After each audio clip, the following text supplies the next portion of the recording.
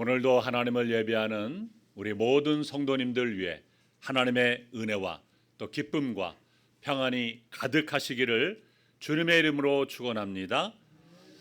여러분, 우리가 인생을 살다 보면 누구나 한 번쯤은 막다른 길에 들어서는 경험을 하게 됩니다. 이때 우리는 큰 혼란과 좌절을 경험하게 됩니다. 막다른 길은 어둡고 깜깜한 곳이고 앞이 막혀 있는 곳입니다. 그리고 더 이상 나갈 데가 없는 곳이기 때문입니다. 본문에도 보면 이스라엘 백성들이 바로 그런 상황에 처하게 되었습니다.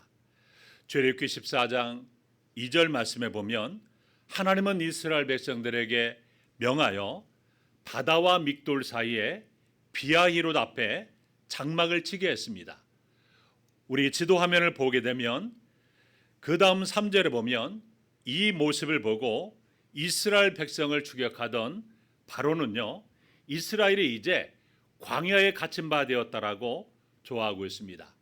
그래서 화면을 보면 홍해바다 그 앞에 비아히롯이 나와 있습니다. 그 앞에 바로 장막을 친 것입니다.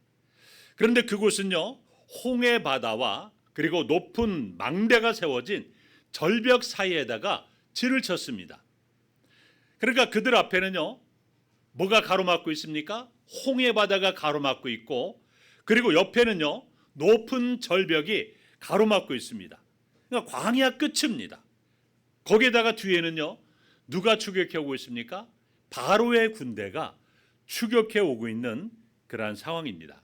그래서 이스라엘 백성들은요, 꼼짝없이 갇히게 되었습니다. 그러니까 문자 그대로 사면초가의 상황에 직면한 것입니다. 여러분, 우리 인생도 이런 사면초가의 절망을 대면할 때가 있습니다. 여러분, 그런데 우리 인생뿐만 아니라 나라도 사면초가입니다. 새 정부가 출범했지만 여전히 북한의 핵무기의 위협이 계속되고 있고, 또 주한미군의 감축의 가능성이 또 대두되고 있고, 또 미국은 8월 1일부터 한국의 25% 관세를 부과하겠다고 발표를 했습니다. 그래서 경제가 비상입니다. 뿐만 아니라 소상공인, 자영업자들 폐업한 수가요, 이미 100만 명을 넘어섰습니다. 그리고 안으로는요, 이념적인 국론의 분열의 문제도 극복해야 될 참으로 나라도 사면초가의 상황에 있습니다. 또 우리 개인적으로도 보면요, 사면초가의 상황에 몰릴 때가 있습니다. 사업이 순식간에 무너지기도 하고, 심각한 육체의 질병으로 고통당하기도 하고, 또 인간관계도 다 막혀버리고 가정도 무너지기 일보 직전의 상황까지 몰리게 된다는 것입니다. 이때 아무리 사방을 둘러봐도 길이 보이지 않았습니다. 도울 자가 없습니다. 그뿐만 아니라 뒤에서는 사탄 마귀가 우는 사자처럼 우리를 삼키려고 달려들고 있습니다. 여러분, 본문의 모세는요, 이런 사면초가의 상황에서 믿음으로 이스라엘 백성들을 이끌고 홍해바다를 건너게 됩니다. 여러분, 우리도 인생의 사면초가를 만났을 때 어떤 믿음이 필요할까요? 첫째로 주님 앞에 조용히 서는 믿음이 필요합니다. 여러분, 광야에 갇힌 바 된 이스라엘 백성들에게 소식이 들려옵니다. 바로가 군대를 이끌고 추격해 온다는 소식입니다. 그래서 이제 이스라엘 백성들은요, 꼼짝없이 죽은 목숨입니다. 이때 이스라엘은 어떻게 반응합니까? 출애굽기 14장 10절에 그 반응이 나와 있습니다. 10절 한번 읽어보겠습니다. 시작. 바로가 가까이 올 때 이스라엘 자손이 눈을 들어본즉 애굽 사람이 자기를 뒤에 이른지라. 이스라엘 자손이 심히 두려워하여 여호와께 부르짖고. 바로가 군대를 이끌고 가까이 올 때 이스라엘 백성들은요, 그 소식을 듣고 심히 두려워했다고 했습니다. 자, 그리고 그 다음 절에 보면요, 불평하고 원망하기 시작했습니다. 애굽에 매장지가 없어서 여기까지 우리를 인도해내서 여기서 죽게 하느냐, 하나님을 원망하고요, 지도자 모세를 향해서 원망하기 시작합니다. 여러분, 이때 하나님께서 이스라엘 백성이 주신 첫 번째 처방이 무엇인지 아십니까? 바로 출애굽기 14장 13절과 14절 함께 읽어볼까요? 시작. 모세가 백성에게 이르되 너희는 두려워하지 말고 가만히 서서 여호와께서 오늘 너희를 위하여 행하시는 구원을 보라. 너희가 오늘 본 애굽 사람을 영원히 다시 보지 아니하리라. 여호와께서 너희를 위하여 싸우시리니 너희는 가만히 있을지니라. 이 말씀에 보면요, 두 번씩 강조된 말씀이 있습니다. 가만히 있으라는 겁니다. 그래서 13절에도 보면 너는 두려워하지 말고 가만히 서서, 14절에도 보면 너희는 가만히 있을지니라. 제발 좀 조용히 하고 가만히 있으라는 말입니다. 주님 앞에 머물러 서 있어 보라는 말씀입니다. 여러분, 인간은 본능적으로 위기를 겪으면 어떻게 행동합니까? 막 그 위기에서 벗어나라고요, 막 몸부림치게 됩니다. 그러나 그러한 우리의 몸부림이요, 오히려 더 상황을 혼란스럽게 만들어버리고요, 절망스럽게 만들어버립니다.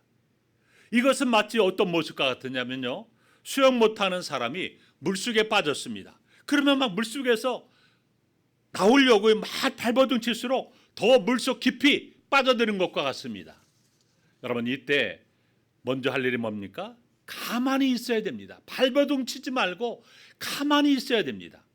이 물놀이를 하다가 물에 빠지면 막 허우적거리면서 막 물을 먹으면서 살려달라고 아우성칩니다. 그런데 구하러 들어간 사람을 막 붙잡고 막 올라타고 막 눌러제끼니까 같이 죽는 경우가 많이 있습니다. 이때 중요한 것은 몸에 힘을 빼고 가만히 있는 것이 바로 살 길입니다. 살기 위해서는 먼저 몸에 힘을 빼고 가만히 있어야 됩니다. 여러분, 미성숙한 어린아이들을요, 관찰해 보면 그 특징 가운데 하나가 무엇입니까? 가만히 있지 못한다는 겁니다. 산만합니다. 그런데 이것은요, 영적으로도 마찬가지예요. 우리가 영적으로 성숙한다는 것은요, 가만히 있는 것을 배우는 겁니다. 여러분이 가만히 있으면요, 그렇다고 아무런 활동을 하지 않는 것을 말하는 것이 아닙니다. 이 가만히 있는다는 것은요, 모든 불안과 불평을 잠재우는 영의 침묵이고, 또 말을 넘어선 말없는 침묵의 기도를 의미하는 겁니다. 이것은 하나님을 바라보는 신뢰 연습이에요. 여러분, 강원도 태백에 가면 예수원이라는 그러한 곳이 있습니다.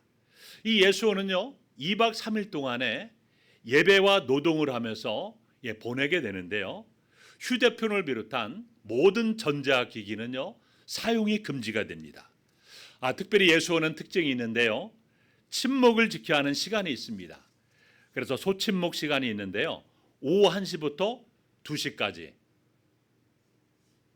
그리고 밤 9시부터 10시까지 이 작은 목소리로만 꼭 필요한 말만 하게 되어 있습니다. 그리고 대침묵 시간이 있는데요, 밤 10시부터 다음날 아침 예배 전까지 온전한 침묵을 해야 돼요. 오직 하나님과만 대화를 해야 됩니다.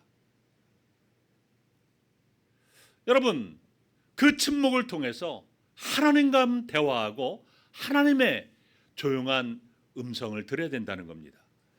여러분, 우리가 부르짖어 기도했다면 이제는 하나님의 일하심을 기다려야 됩니다. 잠잠히 기다려야 됩니다. 하나님의 지혜를 믿고 하나님의 능력을 믿고 하나님의 경륜을 믿고 잠잠히 기다려야 됩니다. 잠잠히 기다리는 것도 무엇이다? 믿음이라는 거예요. 하나님께서 하시도록 잠잠히 기다려야 됩니다. 여호와께서 너희를 위하여 싸우시리니 너희는 가만히 있을지니라. 가만히 하나님을 묵상하고 하나님을 바라보라는 말입니다. 세상의 모든 분주함을 다 내려놓고 하나님만을 바라보라는 말입니다. 우리의 마음이 잠잠해질 때요, 하나님의 역사가 보여지게 됩니다. 그리고 하나님만을 굳게 의지하게 됩니다. 원망하거나 불평하거나 두려워하는 분주하고 이 복잡한 마음으로는요, 하나님의 역사를 바라볼 수가 없는 것입니다. 그래서 시편 46편 10절에 보면 너희는 가만히 있어 내가 하나님됨을 알지어다라고 말씀합니다. 위기의 상황에서 사람의 도움을 구하려고 이리 뛰고 저리 뛰고 하지 말고 하나님 앞에 조용히 서보라는 겁니다. 입을 닫고 마음을 대신 열으라는 겁니다. 복잡한 상황만 주목하지 말고 이 상황의 건너편에서 역사하시는 기적을 준비하시는 하나님을 바라보라는 겁니다. 여러분, 한 성도의 자녀가 임신 7개월 만에 응급수술로 태어났습니다. 갑자기 꺼내진 아이는요, 심장이 정지되어 있었고요, 호흡이 거의 없는 위급한 상황이었습니다. 그래서 긴급 심폐소생술로 겨우 살아났지만 곧장 인큐베이터 안에 들어가서 한참 동안이나 이 기계의 도움을 받으며 겨우 목숨을 연명했습니다. 그리고 며칠이 지나지 않아 이 머릿속 깊숙한 곳에서 출혈이 발견되었습니다.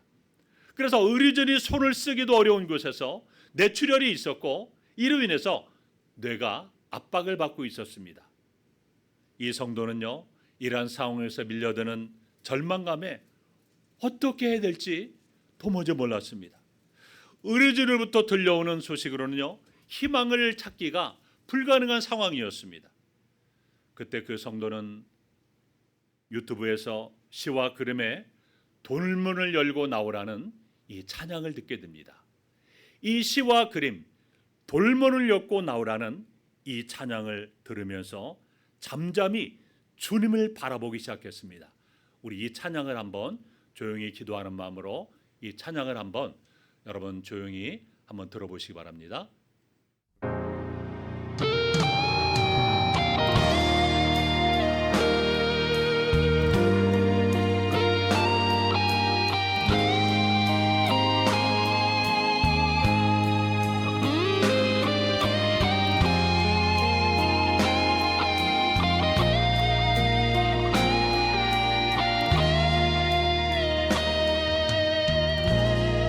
돌문 안에 갇혀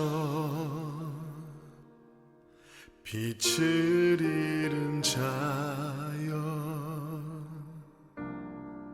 수많은 생각에 죽어있는 자여, 밖에서 들리는 날 부르는 음성, 내 이름 부르면, 내 이름 부르면 돌문을 열고 나오라,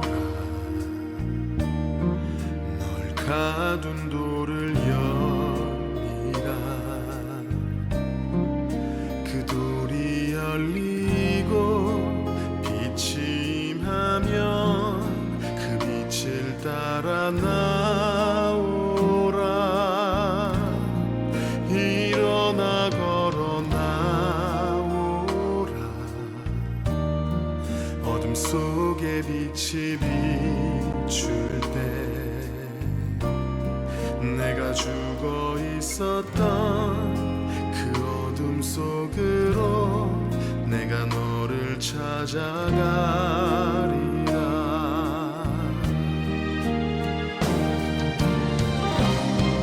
내가 너를 찾아가리라, 내가 너를 찾아가리라, 내가 갇혀진 어둠 속으로 내가 너를 찾아가리라, 내가 너를 살려내리라, 내가 너를 살려내리라, 내가 죽었던 그곳에서 내가 너를 살려내리라, 지금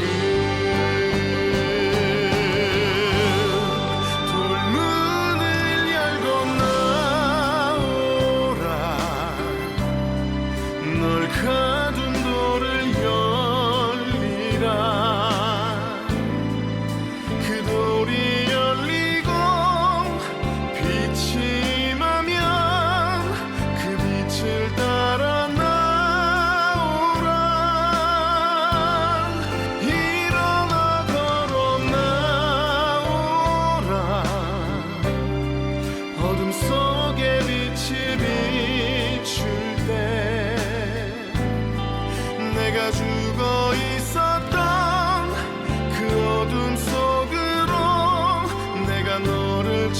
찾아가리라. 문을 열고 나오라. 널 가둔 돌을 열리라. 그 돌이 열리고 빛이 임하면 빛을 따라 나오라. 일어나 걸어 나오라. 어둠 속에 빛이 비출 때 내가 죽어 있었던 그 어둠 속으로 내가 너를 찾아가리라. 내가 죽어 있었던 그 어둠 속으로 내가 너를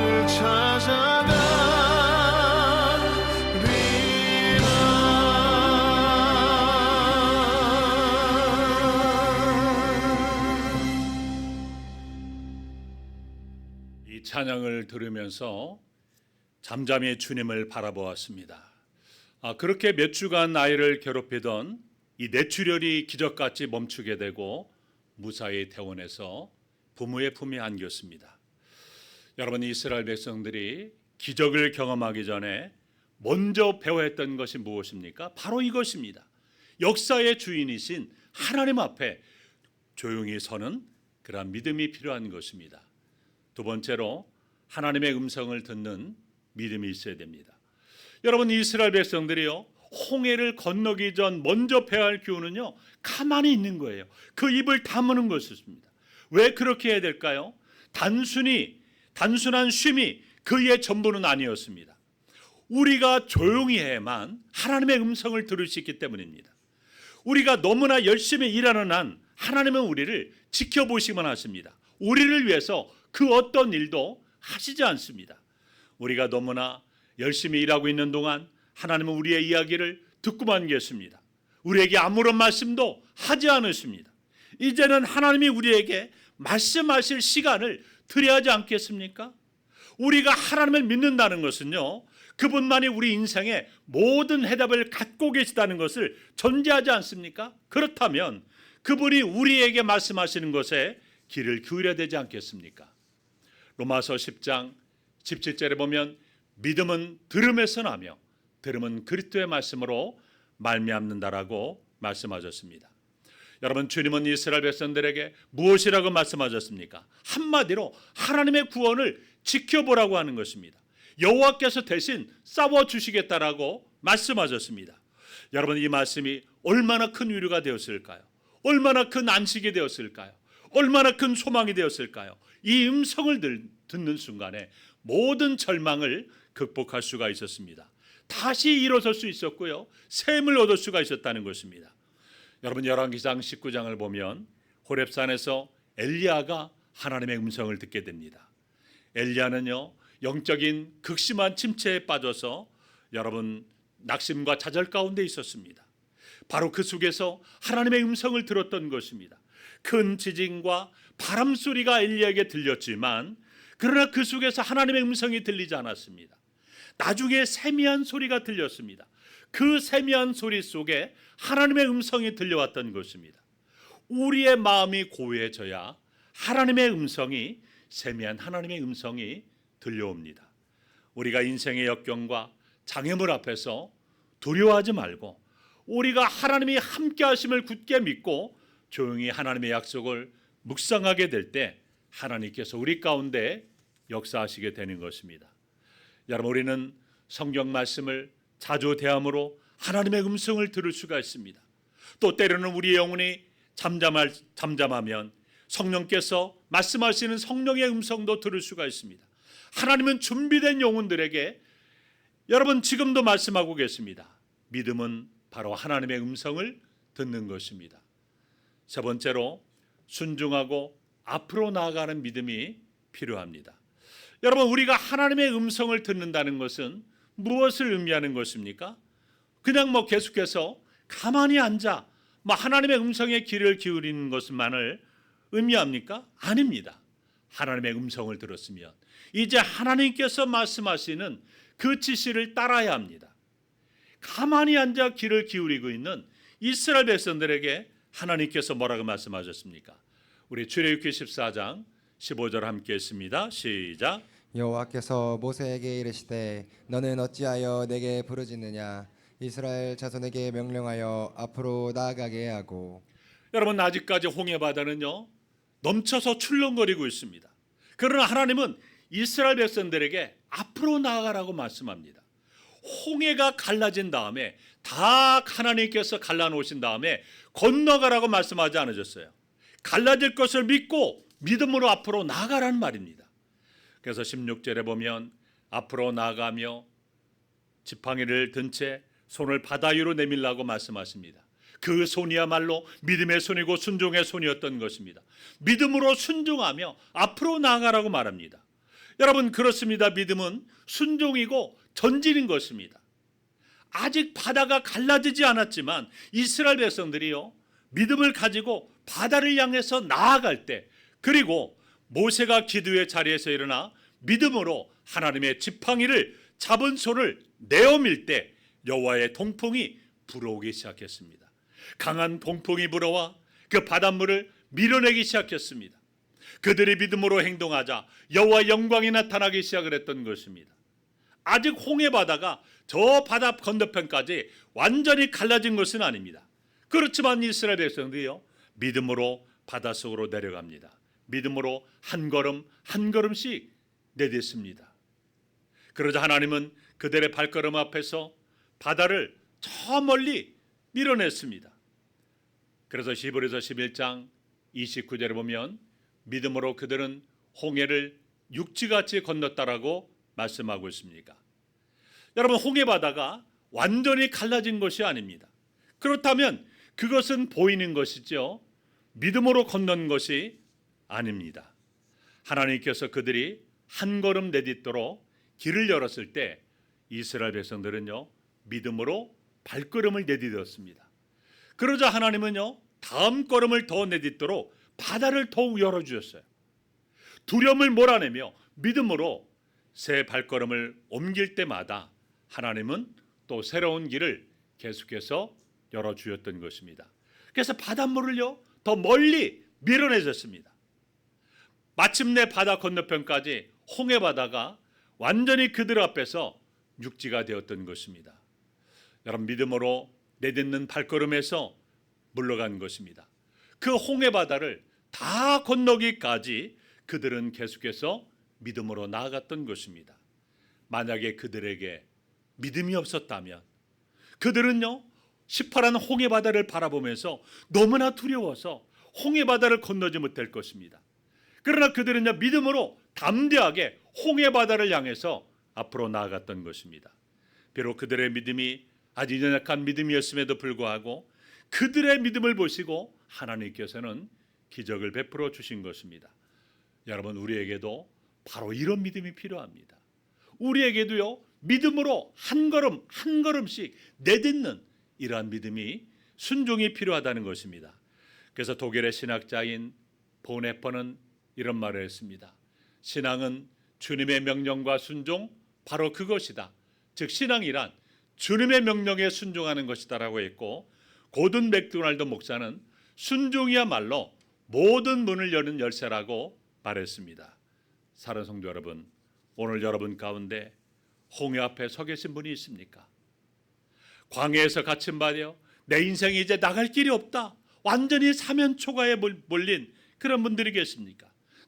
나에게는 더 이상의 미래는 없다라고 절망하는 분은 계십니까? 그렇다면 먼저 주님 앞에 조용히 머물러 서시기 바랍니다. 그리고 여러분의 모든 무거운 짐들을 다 내려놓으시고 주님이 어떻게 말씀하시는지 주님의 음성을 들으시기 바랍니다. 그리고 주님이 말씀하시거든 홍해가 아무리 깊고 넓은 불가능의 강으로 보인다 할지라도 믿음으로 한 걸음씩 한 걸음씩 내딛으시기 바랍니다. 순종의 한 걸음을 내딛으시기 바랍니다. 머지않아 여러분 바람이 불어와서 홍해를 갈라주실 것입니다. 홍해 한복판에 길이 활짝 열어 주실 것입니다. 여러분을 추격하던 그 바로의 군대가 그 물결에 장사될 것입니다. 그러므로 여러분은 찬양하며 그 길로 약속의 땅을 향해 나아가게 될 것입니다. 그러므로 여러분, 우리가 인생의 사면초가 앞에서 하나님께서 일하시는 그러한 기적을 경험하는 저와 여러분이 되시기를 주님의 이름으로 축원합니다. 기도하겠습니다. 하나님 아버지, 감사합니다. 우리가 인생을 살아갈 때 때로는 사면초가를 만날 때가 있습니다. 그때 하나님, 우리도 주님 앞에 조용히 서는 믿음을 주시옵소서. 너희는 잠잠히 하나님만을 바라보라고 말씀하셨습니다. 또한 하나님의 음성을 듣는 그러한 믿음을 통해서 하나님, 우리가 하나님께서 어떻게 말씀하시는가 귀를 기울이게 도와 주옵소서. 또 하나님의 말씀에 순종하고 앞으로 한 걸음씩 한 걸음씩 내딛는 믿음을 주셔서 우리 앞에 인생의 사면초가가 다 기적처럼 해결되는 귀한 은혜를 경험할 수 있도록 도와주시옵소서. 예수님의 이름으로 기도하옵나이다. 아멘.